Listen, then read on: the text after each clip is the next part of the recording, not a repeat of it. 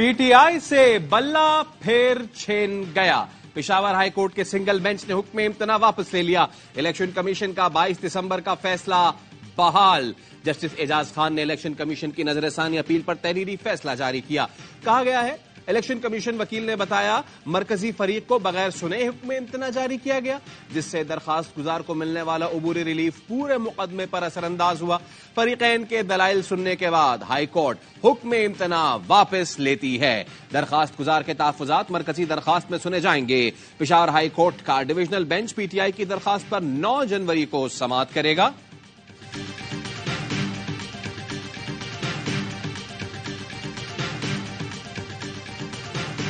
यकीन है supreme court बल्ला वापस दिलाएगी। बैरिस्टर गौहर का फैसले के खिलाफ सुप्रीम कोर्ट जाने का इंदिया।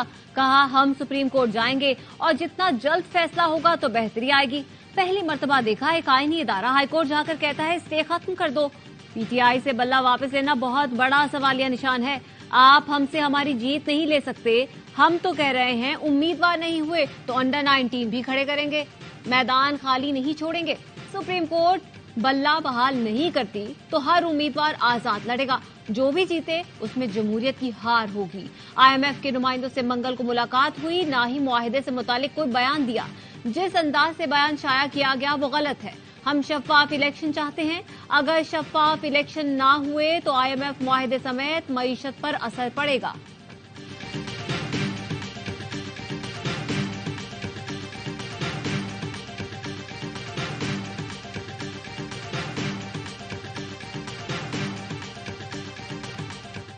आपकी पूरी दरखास्त पढ़ ली, कोई एक वाज़ेह इल्जाम नहीं। आपने अदालत का बहुत वक्त ज़ाया किया। सुप्रीम कोर्ट क्यों आए हैं? एक फोरम मौजूद है, वहां क्यों नहीं जा रहे?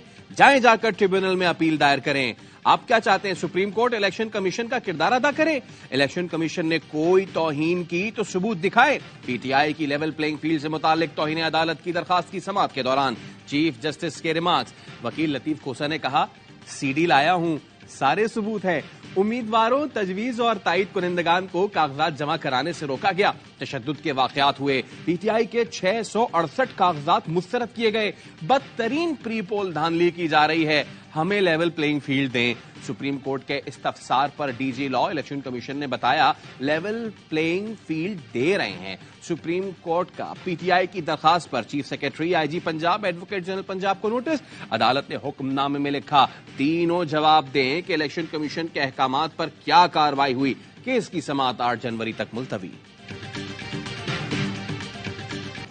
चीफ जस्टिस काजी फायज ईसा का एडवोकेट लतीफ खोसा के नाम के साथ सरदार लिखने पर बरहमी का इजहार। लतीफ खोसा से मकालमे में कहा, ये सरदार, नवाब और पीर जैसे अल्फाज लिखना बंद करें। 1976 के बाद सरदारी निजाम खत्म हो चुका। पाकिस्तान का आइन चलाएं या फिर सरदारी निजाम। इस पर लतीफ खोसा ने कहा, मेरे शनाख्ती कार्ड पर सरदार लिखा है, इसलिए अदालत में भी सरदार लिखा गया। चीफ जस्टिस काजी फायज ईसा ने कहा, सरदार और नवाबों को छोड़ दें, अब गुलामी से निकल आएं।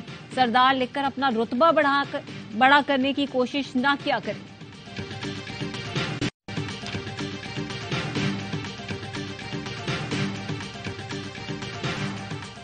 मुल्क अंदर से फ्रैक्चर हो चुका। इसकी एक वजह जमहूरियत का डीरेल होना है। रियासत को अपना माइंडसेट बदलना होगा। चीफ जस्टिस काजी फायज ईसा के जबरी गुमशुदगियों के केस में रिमार्क्स। कहा, लापता अफराद का मामला रुकना चाहिए। ये क्या जहनियत है कि इनको किसी का खौफ और डर नहीं, किसी शख्स नहीं, हुकूमत की यकीन दहानी चाहते हैं कि आज के बाद किसी को नहीं उठाया जाएगा। अखबार में सुर्खी लगे और हम ऑर्डर पास कर दें, सिर्फ इससे कुछ नहीं होगा। अदालत ने लापता अफराद कमीशन से तमाम मुकदमात की तफसीलात मांग ली। सुप्रीम कोर्ट की कमीशन को तमाम प्रोडक्शन ऑर्डर्स अटॉर्नी जनरल को फराहम करने की हिदायत। जबरी गुमशुदगियों और लापता अफराद केस में वकील शोएब शाहीन ने कहा, इमरान न्यास ने कॉल करके कहा, सुप्रीम कोर्ट बुलाएगी और सिक्योरिटी देगी तो सबूत फराहम करूंगा। चीफ जस्टिस काजी फायज ईसा ने रिमार्क किए, एक अबसार आलम थे जो मीडिया पर बात कर रहे थे। हमने कहा, सामने आकर बात करें। हम उनको बुलाना चाहते हैं, ना उनका नाम इस्तेमाल कर रहे हैं। इल्जाम वो लगा रहे हैं, सबूत हैं तो जाएं, FIR कटवाएं। क्या हमारे पास फौज खड़ी है कि हम तहफ्फुज दें? आप सिर्फ 2-4 बंदों पर बात करेंगे तो ये सियासी केस बन जाएगा।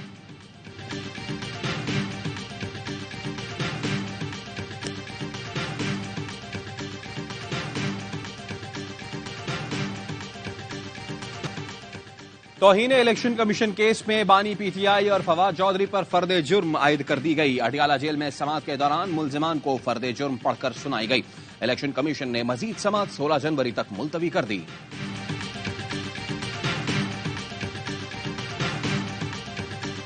पीटीआई रहनुमा ईमान ताहिर पेशावर हाईकोर्ट के बाहर से गिरफ्तार। ईमान ताहिर अदालत से राहदारी जमानत लेकर निकली थी। तहरीरी हुक्म न मिलने के बाद पुलिस ने ईमान ताहिर को गिरफ्तार किया। राहदारी रिमांड के लिए आई जरताज गुल हाईकोर्ट के अंदर मौजूद, बाहर पुलिस गिरफ्तारी के लिए मुंतजिर। जरताज गुल कहती हैं, ऐसा लग रहा है इलेक्शन नहीं जंग लड़ रही हूं।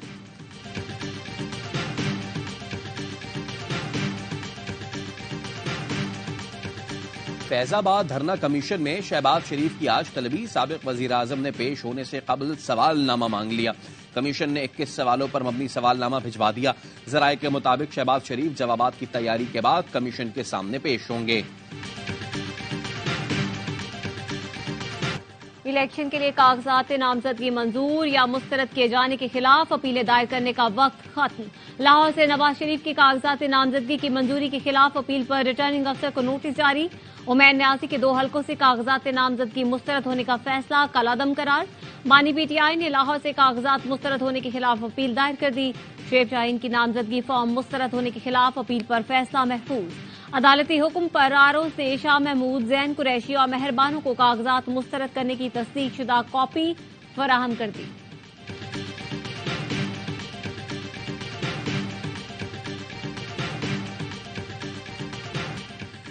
पीटीआई को आज बहुत नुकसान पहुंचा है। अब पीटीआई बराए नाम रह गई। 9 जनवरी को डिविजनल बेंच पीटीआई का मामला देखेगा। साबिक सेक्रेटरी इलेक्शन कमीशन कुंवर दिलशाद कहते हैं, उन्हें यहां से रिलीफ ना मिला तो मामला सुप्रीम कोर्ट जा सकता है। सरबराह पिलदार अहमद बिलाल महबूब का कहना है, पेशावर हाईकोर्ट का फैसला बड़ा धचका है। तहरीक इंसाफ ने इंट्रा पार्टी इलेक्शन जल्दी में कराए। अगर ये सही इंतखाबात कराते तो आज इतनी मुश्किल ना होती। 9 मई वाकयात के जिम्मेदारों को इंतखाबात के लिए इजाजत नहीं होनी चाहिए। नेकरा वजीर इत्तलात बलूचिस्तान की प्रेस कॉन्फ्रेंस, कहा आवाम दहशतगर्दों की साजिशों को नाकाम बना देंगे। बलूचिस्तान के आवाम को दुश्मन के हथकंडों का बखूबी इल्म है। अफगान बाशिंदों के बलूचिस्तान में 2 लाख से ज्यादा जाली कार्ड ब्लॉक किए गए।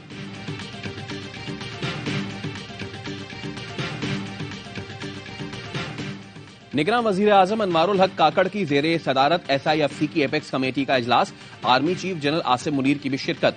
वुज़राए आला और सेक्रेटरीज भी मौजूद। गैर मुल्की सरमायाकारी से मुताल्लिक पेशरफ्त का जायजा।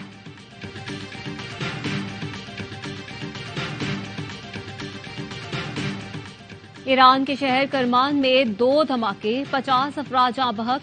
धमाके कासिम सुलेमानी के मजार के करीब हुए। धमाकों के वक्त हजारों लोग कासिम सुलेमानी की बरसी की तकरीब में शरीक थे। शिमाली वजीरिस्तान में मोहसिन दावड़ के काफिले पर फायरिंग। साबिक रुकन कौमी असम्बली महफूज रहे। पुलिस के मुताबिक गोलियां बुलेट प्रूफ गाड़ी पर लगी। हमलावरों की तलाश जारी है। मोहसिन दावड़ इलेक्शन मुहिम के सिलसिले में शिमाली वजीरिस्तान में मौजूद थे।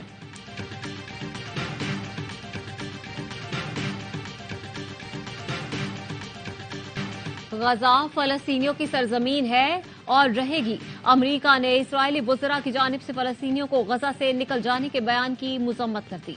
अमरीकी महकमा खारजा के तर्जुमान मैथ्यू मिलर का कहना है, फलस्तीनियों की सरजमीन के खिलाफ इस्राएली वज़रा के बयानात इश्तियाल अंगेज और गैर जिम्मेदाराना है। इसराइल अमरीका के झंडे का कोई सितारा नहीं, अपने मवाद के मुताबिक फैसला करेंगे। इसराइल को शिकस्त का खौफ सताने लगा। इसराइली वजीर दिफा का कहना है, गजा जंग ना जीती तो मशरिक वस्ता से हमारा वजूद खत्म हो जाएगा। इसराइल का बैरूत पर ड्रोन हमला। हमास के नायब सरबराह साले अल अरवी 4 साथियों समेत शहीद। साले अल अरवी का शुमार तूफान उल अक्सा के मंसूबा साजों में होता था। वो इसराइल की हिट लिस्ट में पहले नंबर पर थे। शहीदों में अल कसाम ब्रिगेड के कमांडर्स सुमैर फाइंदी और अबू उमैर भी शामिल। हिजबुल्लाह का हमास के नायब सरबराह की शहादत का बदला लेने का ऐलान। लेबनान की सरहद पर मुतादिद इसराइली फौजियों को हलाक कर दिया। सहूनी फौज के गजा में 30 से जायद मुकामात पर हमले। 24 घंटे के दौरान मजीद 200 से जायद फलस्तीनी शहीद। शोहदा की मजमूई तादाद 22,815 हो गई। 57,000 के करीब जख्मी। पाकिस्तान में कोरोना के केसेस की शरह 1% से भी कम है। लोगों के बीमार होने का सबब इन्फ्लुएंजा की वबा है। कौमी इदारा सेहत का कहना है पाकिस्तान में इन्फ्लुएंजा की वैक्सीन दस्तयाब नहीं। एंटीबायोटिक अद्वियात हरगिज इस्तेमाल न करें। इन्फ्लुएंजा से बचने के लिए मास्क का इस्तेमाल करें। हाथों को बार बार धोएं।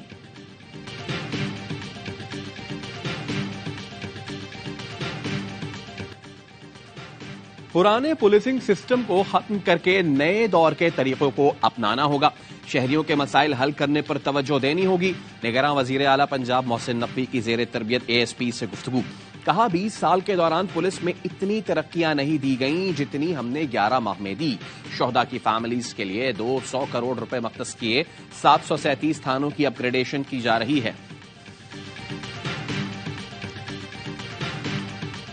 साबिक वजीर खजाना सरताज अजीज सुपुर्दे खाक। नमाज जनाजा इस्लामाबाद में अदा की गई। सियासी समाजी शख्सियात गैर मुल्की सफीरों समेत मुख्तलिफ शोबे से ताल्लुक रखने वाले अफराद की शिरकत। सरताज अजीज काफी अरसे से अलीम थे।